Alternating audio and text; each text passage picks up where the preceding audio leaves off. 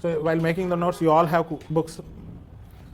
So every topic, make sure that you write on you start from a fresh page. Say for example, if I am starting marriage, there are different topics. Each topic, like types of marriage, 2-3 pages you are writing. Laws and rules, again start in a new page. Leave some space after the topic is completed, so that you can write and you can add information towards the end. Otherwise, if your booklet is like this, some people write here and leave this space for updations, or maybe adding value addition after your course is complete, maybe from reference books, or maybe the case studies that we are providing, or from any other source. So this space is for what? Value addition. Some students do like this. Some students write here and leave this space for value addition. So what is the advantage of these things? Or maybe after the topic is completed, you leave 1 or 2 pages depending on the length of the topic. So one notes, your basic concept, class notes. In the same notes, your value addition also is done.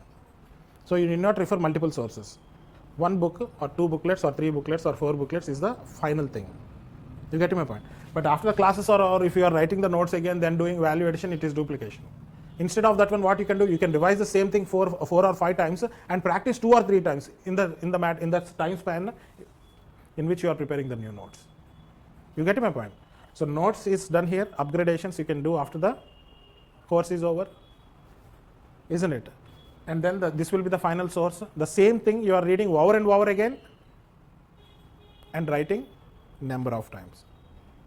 That is how you actually practice. So make sure you write properly. You all kept a separate book, very good. Online students also would have done the same thing. And those who are writing on individual sheets, once the topic is over, staple them and file them properly. But all of you, as I see, all of you have a notebook. You get my point? You understood this one or not? And the main purpose or the thing that you have to bear in your mind is not to duplicate your efforts. Instead of that one, the same time can be spent for what? Value addition, and then revision and practice. Revision you are reading. How to validate whether you are you have understood the concept or you are able to write within the time limit? By practice. Isn't it? So make sure you make the notes in this manner. So this space is for what? Value addition.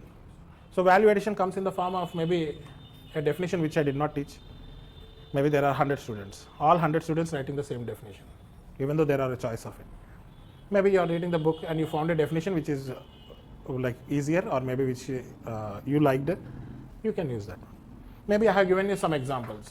All 100 students having same example. Maybe when you are reading the book, out of 2-3 examples I have given, you can add another one. This is value addition. Case studies are being distributed to you, topic wise only. So you can write 2 or 3 lines of case study here only. That you can do along with the class also, or maybe after the class. These you are getting from the reference books. This is what we are providing you. You get my point?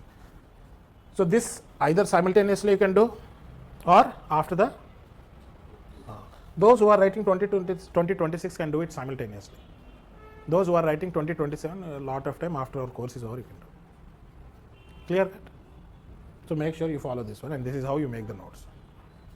So I'll teach the topic, and then I'll give you time to write. So while I'm teaching, you need not write the notes, because I'm telling you please write. And you are writing it clean, neat, and preserving it for the days to come till you get succeeded. Don't duplicate the process, or don't duplicate your efforts, and give that time for answer writing practice. Yes, clear? So these are some aspects.